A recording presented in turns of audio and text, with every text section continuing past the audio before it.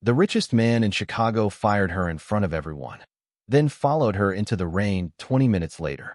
Crystal chandeliers glowed above the grand ballroom of the Caldwell Regency Hotel, while politicians, celebrities, and billionaires laughed beneath gold-trimmed ceilings worth more than most homes in America.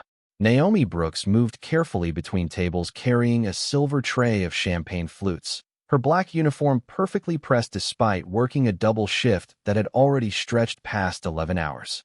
Her feet hurt. Her smile hurt more. But none of that mattered because tonight's tips could help pay for her mother's medication by Friday morning. Across the ballroom, Ethan Caldwell stood near the massive glass windows overlooking downtown Chicago, his dark tailored suit sharp enough to make everyone around him feel underdressed. At 42, Ethan was the kind of billionaire people feared before they admired. Cold eyes, controlled voice, a man who never repeated himself. The room shifted whenever he moved. Naomi tried not to look at him. Employees at the hotel knew the rules. Don't speak unless spoken to. Don't stare. Don't make mistakes. Especially around Ethan Caldwell. But pressure changes people. One careless turn. One distracted breath. A wealthy senator stepped backward while laughing too loudly at his own joke, and Naomi's tray tilted just enough for a splash of deep red wine to spill across the front of his white designer jacket.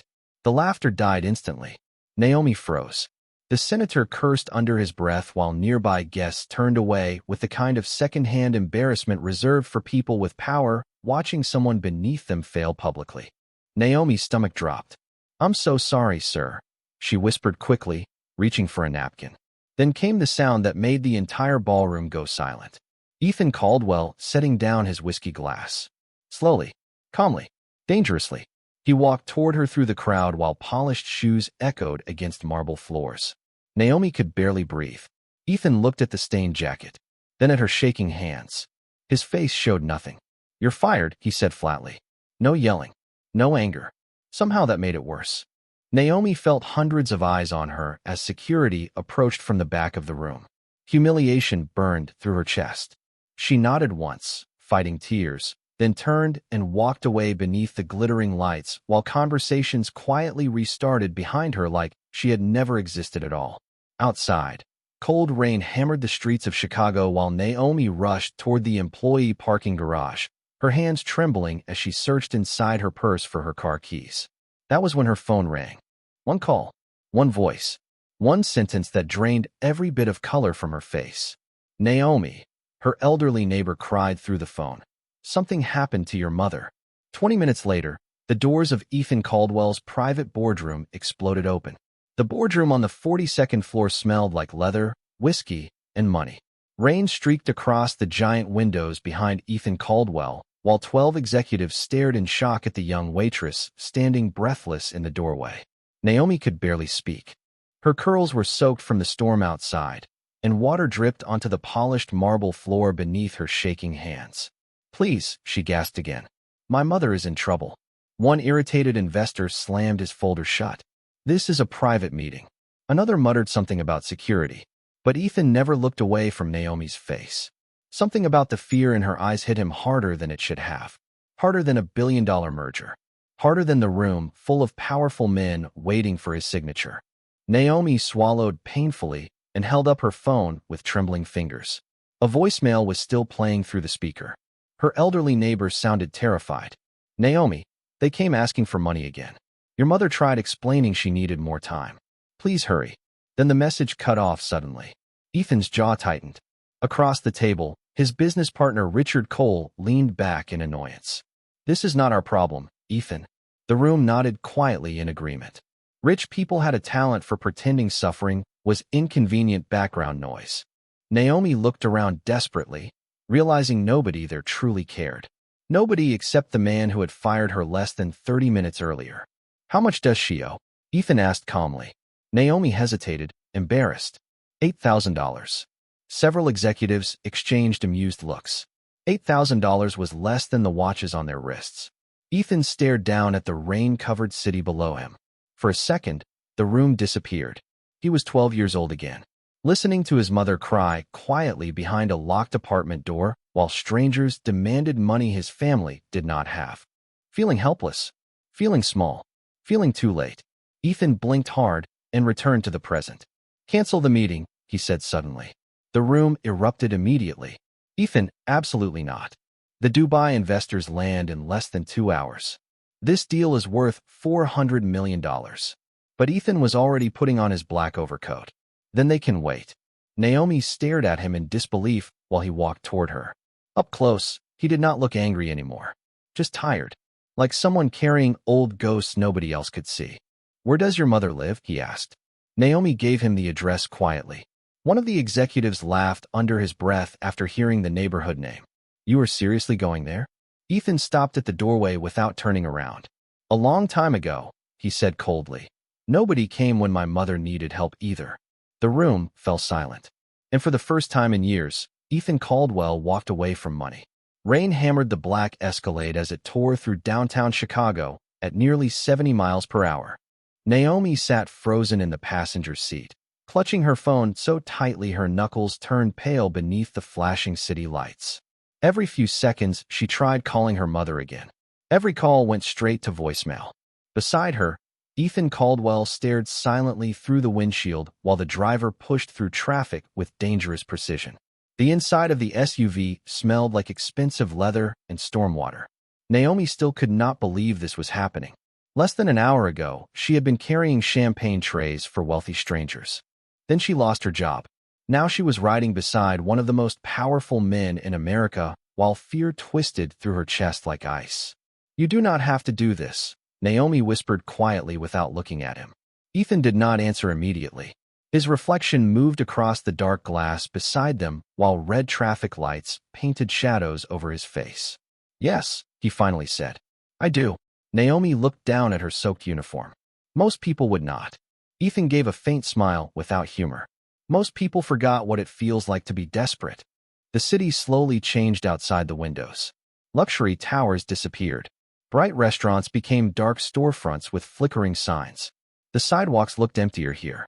Tired. Forgotten. Naomi noticed Ethan watching everything carefully, like he recognized the streets even though men like him were never supposed to come back to places like this. My mother worked 30 years as a nurse assistant, Naomi said softly. She helped people her whole life. Her voice cracked. Then she got sick herself. Ethan remained quiet. Naomi continued anyway because silence suddenly hurt worse. Insurance stopped covering part of her treatment 6 months ago. She borrowed money to keep paying hospital bills. Her eyes filled again. She never told me how bad things got. Ethan closed his eyes briefly after hearing that. Memories moved behind his expression like old wounds reopening in slow motion. He remembered overdue notices taped to apartment doors. His mother pretending she had already eaten so he could finish dinner alone. The shame in her eyes every time somebody asked about money. Nobody should have to beg for health care, he muttered quietly. Naomi looked at him, surprised by the anger buried beneath his calm voice. Suddenly, the SUV slowed hard near the corner of an aging apartment block. Blue and red lights reflected across puddles in the street from a police cruiser parked half a block away. Naomi's breathing stopped. Her apartment building stood ahead beneath a broken street lamp, while several figures moved near the entrance. One of them was her mother. Angela Brooks looked terrified as 2 men argued with her near the stairs while neighbors peeked nervously through cracked curtains above. Mom! Naomi cried instantly, reaching for the door handle. But Ethan's arm moved across her path before she could step out into the rain.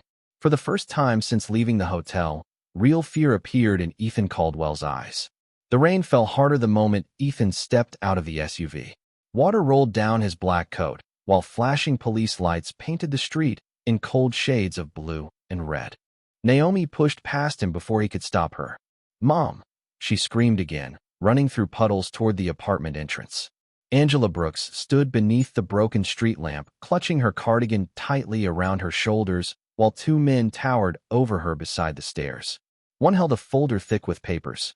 The other kept glancing nervously toward the black Escalades lining the curb. Naomi wrapped her arms around her mother immediately. Are you okay? Angela nodded shakily, trying to calm her daughter even though fear still trembled across her face. I told them I just need more time, she whispered. I was going to pay next week. One of the men sighed impatiently. Ma'am, we explained the situation already. The penalties increased. Naomi looked up furiously. She borrowed $8,000. How did it suddenly become $26,000? The man avoided eye contact. Ethan approached slowly through the rain, his polished shoes splashing against cracked pavement. The neighborhood had gone quiet. Curtains shifted behind apartment windows. People always watched when rich men entered poor streets. The taller collector glanced at Ethan dismissively at first. "This does not concern you, sir." Then he recognized the face standing in front of him. His expression changed instantly. Ethan Caldwell was not just famous in Chicago. He was power itself. Hotels, banks, hospitals, entire city blocks carried his name. The man straightened his jacket nervously. "Mr. Caldwell, we did not realize. That is the problem," Ethan interrupted calmly. "You did not realize she mattered until somebody wealthy arrived." Silence spread beneath the rain. Naomi looked at Ethan, surprised by the bitterness in his voice. One of the collectors forced an awkward smile. "We are only doing our jobs." Ethan extended his hand slowly. "Give me the contract." The folder changed hands immediately. Ethan scanned the pages beneath the flashing police lights, while Naomi held her mother close beside him. The deeper Ethan read, the colder his face became. Hidden fees. Impossible interest rates. Medical billing charges that made no sense. The signatures were real, but the numbers looked engineered to trap people forever. Ethan's jaw tightened. "Who owns this collection agency?" he asked quietly. Neither man answered fast enough. That was answer enough. Ethan handed the folder to his driver. "Call Daniel Brooks from legal," he said without taking his eyes off the papers. "Now." Naomi blinked in confusion. "You have a lawyer named Brooks?" Ethan stared at Angela for a long second before responding. "No," he said quietly. "I had a mother named Brooks once too." Angela's eyes widened instantly, and suddenly she looked at Ethan Caldwell like she had seen him before. For a moment, even the rain seemed to stop. Naomi looked back and forth between her mother and Ethan, confused by the strange silence hanging between them beneath the flickering streetlight. Angela Brooks slowly stepped closer to Ethan, her tired eyes searching his face carefully like she was staring through time itself. "It cannot be," she whispered softly. Ethan swallowed hard. Up close, Angela could see it now.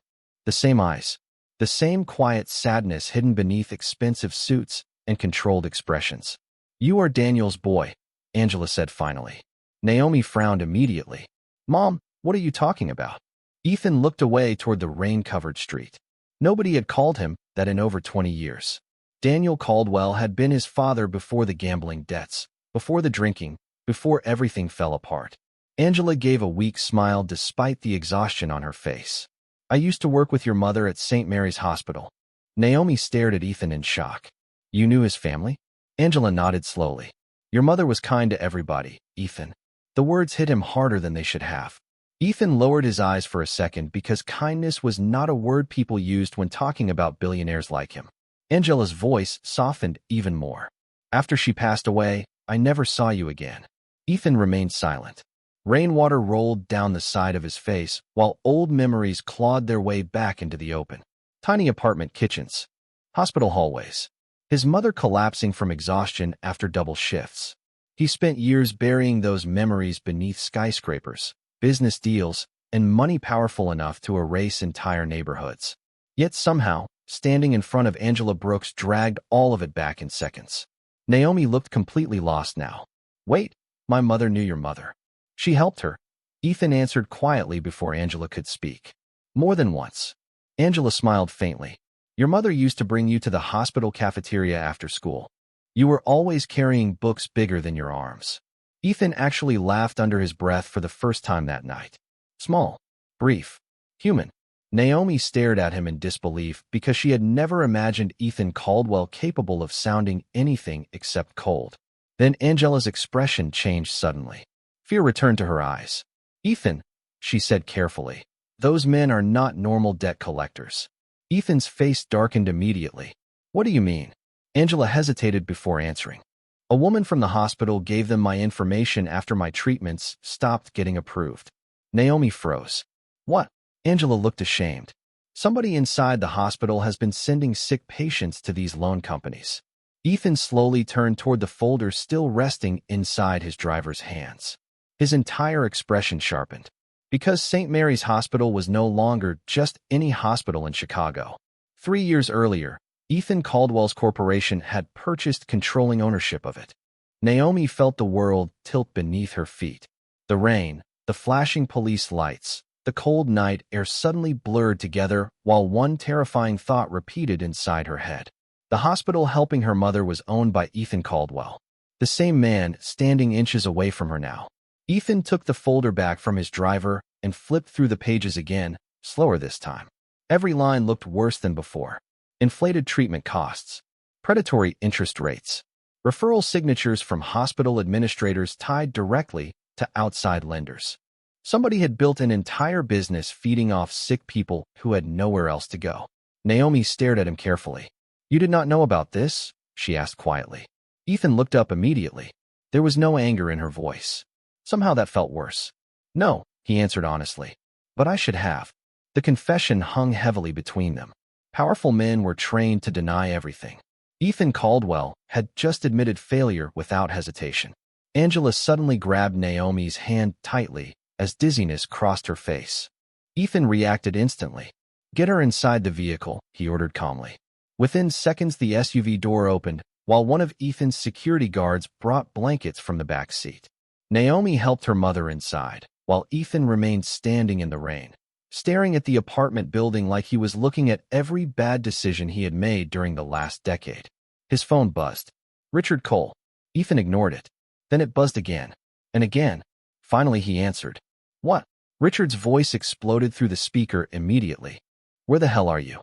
The investors are threatening to walk away from the deal." Ethan watched rainwater drip from the edge of the hospital billing documents in his hand. "I found a problem." Richard laughed coldly. "You always find problems whenever emotions get involved." Ethan's eyes narrowed slightly. "Did you know St. Mary's was referring patients to private lenders?" Silence. "Tiny. Dangerous." Ethan noticed it instantly. "Richard, be careful what questions you ask tonight," Richard replied quietly. Then the line disconnected. Ethan slowly lowered the phone from his ear. Something cold moved through his chest. Not fear. Betrayal. Naomi stepped back out of the SUV after helping her mother settle inside. "What happened?" she asked softly. Ethan looked toward her, but his expression had changed completely now. The warmth from earlier was gone. In its place was something sharper.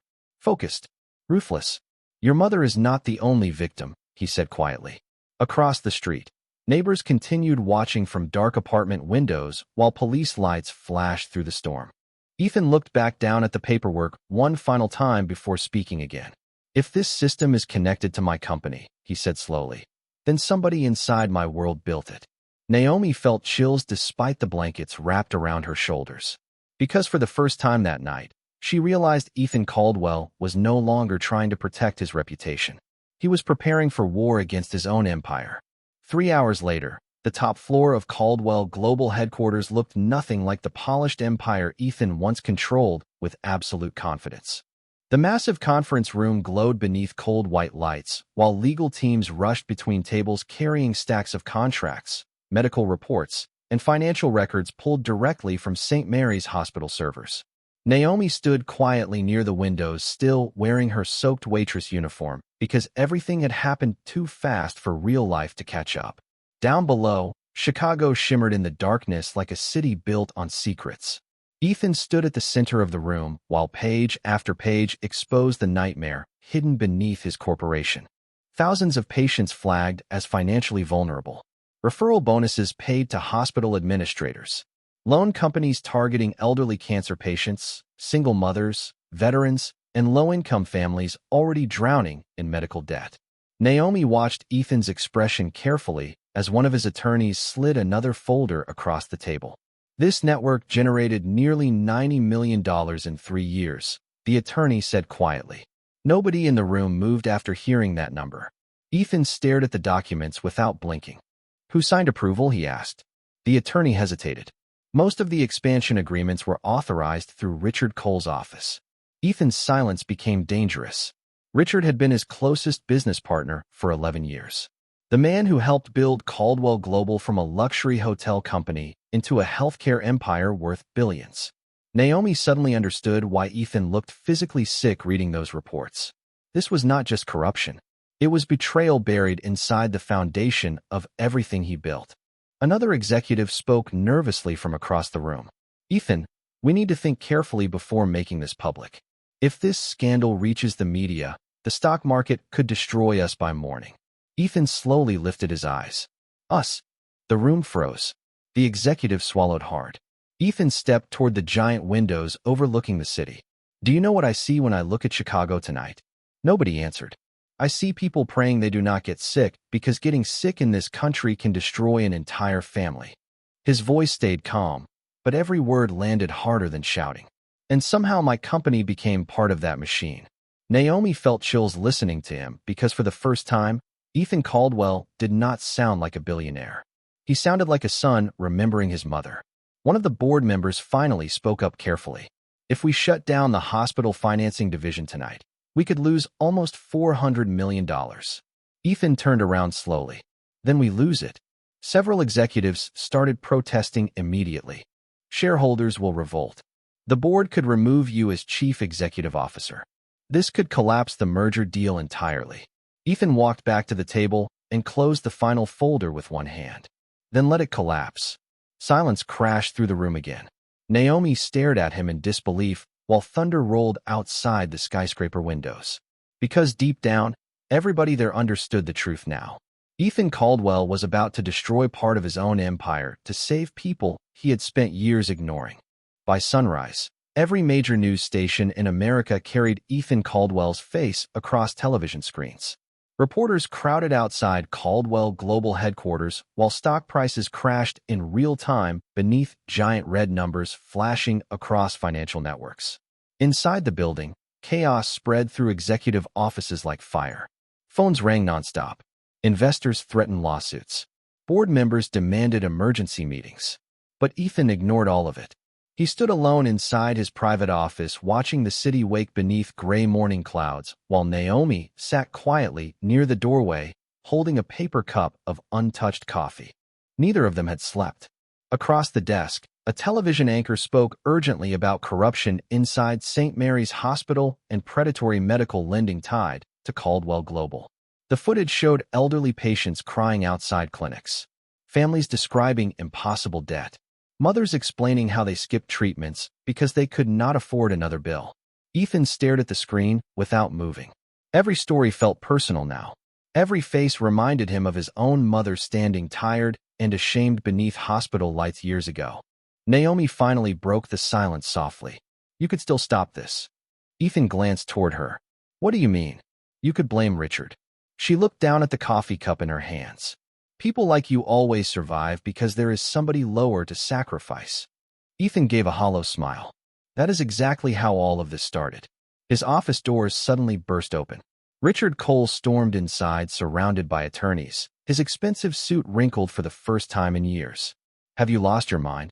Richard snapped immediately. The market opened 40 minutes ago, and we already lost $600 million. Ethan remained calm. How many patients did your lenders target? Richard scoffed. Do not pretend you care now.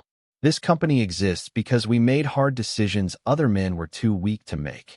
Naomi watched Ethan carefully after hearing that. Something changed in his face. Not anger.